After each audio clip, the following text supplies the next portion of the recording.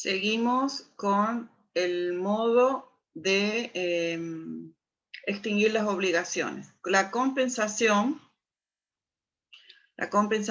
tiene lugar cuando dos personas reúnen la calidad de acreedor y deudor recíprocamente. Se extingue la deuda hasta donde alcance la menor, es decir, desde el tiempo donde ambos comenzaron a exigir. Si ambos valores son desiguales, se compensa su parte equivalente y queda el excedente. ¿Cómo sería un caso que yo se lo hago más práctico? Si yo tengo un departamento y la persona me entrega un auto, digamos, yo le debo dinero y la persona me entrega el auto.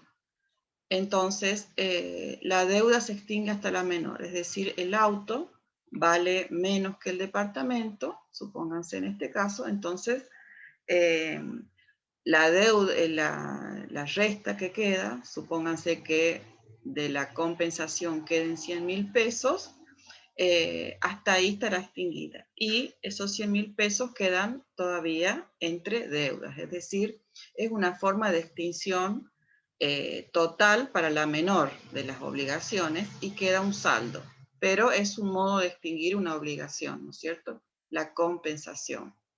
El otro modo es la transacción, que tiene que ver con obligaciones litigiosas o dudosas. En realidad la transacción siempre, casi siempre, son negocios extrajudiciales o judiciales cuando los bienes son dudosos, es decir, no está claro en un juicio o en una obligación realmente cuál es el monto o la obligación del deudor. Los requisitos para que haya transacción es que haya primero un acuerdo de voluntades y que ambas partes, ya que es dudoso o hay un litigio, hagan concesiones recíprocas, cada uno renuncie a algo. No puede haber una transacción si una de las partes cede algo y la otra no pierde nada. Es decir, que debe haber de ambas partes una cesión, una negociación, algo aflojan, como se dice. Y que también el requisito lógico es que sea sobre derechos litigiosos, es decir, discutidos en un juicio o dudosos. ¿Cuáles serían los dudosos? Los que, cuya existencia se duda o se duda de la exigencia o de la extensión. Por ejemplo, un ingeniero que demanda por 100 pesos de honorario a su cliente y este sostiene que solo le debe 50 pesos. Luego, durante el curso del proceso, las partes hacen una transacción y fijan en 70 pesos, es decir, ambos ceden, ¿no es cierto? Fijan en término medio, ni 50 ni 100, sino 70. O sea, siempre se transa sobre derechos litigiosos o dudosos. La confusión existe cuando una misma persona reúne la calidad de acreedor y deudor de una obligación. Esto sucede en dos casos que están regulados por el Código Civil y Comercial, que son el caso de las sucesiones a título universal, cuando el deudor hereda a su acreedor o viceversa, o también cuando una persona hereda tanto al acreedor como al deudor. Puede ser que haya que yo le deba plata a un padre o que el padre le deba plata a un hijo, y sucede la muerte de alguno de los dos, entonces de deudor pasa a acreedor. O sea, hay confusión en la figura. Y también en la sucesión a título particular, donde se dan en actos entre vivos, como por ejemplo en la cual un deudor adquiere un crédito que tenía consigo mismo. Puede ser el caso cuando se compra una llave de negocio. Una persona le debe a determinado negocio y después adquiere la llave, o sea que él mismo se convierte luego en acreedor. Bien, vamos a los últimos modos de extinción de las obligaciones, como es el caso de la dación en pago cuando vamos a ver la dación en pago que hay una moto ahí con billetes, cuando el acreedor voluntariamente acepta el pago de una prestación diversa al adeudado, es decir, se le debía una moto y acepta el dinero.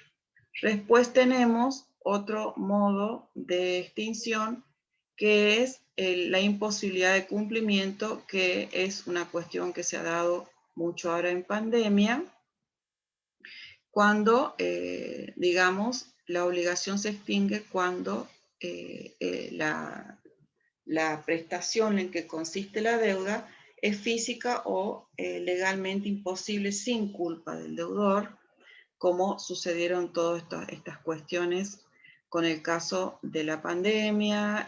Puede ser que se debía, acá justamente está el dibujito del coronavirus con un contrato, en virtud del aislamiento o de esta obligación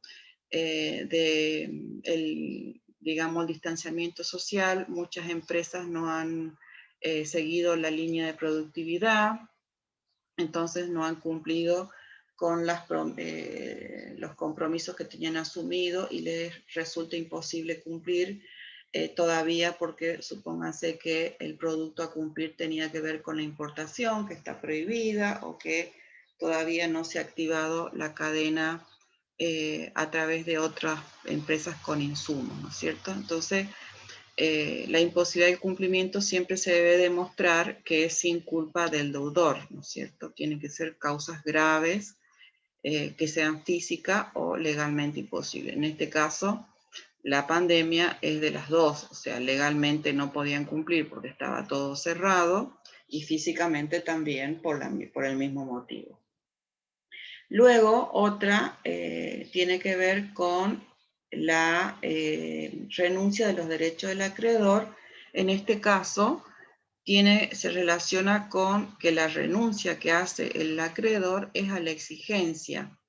Es decir, la persona a la cual se le debe renuncia al derecho de exigir, porque hay muchos derechos que no se pueden renunciar por el acreedor, como son, por ejemplo, el derecho a los alimentos futuros, el derecho a una herencia futura, el derecho a indemnización por accidente laboral, despido o preaviso. Tampoco se puede renunciar a la patria potestad, porque todas estas son normas de orden público, es decir, la renuncia a los derechos del acreedor tiene que ver con la exigencia de una prestación que puede ser renunciada.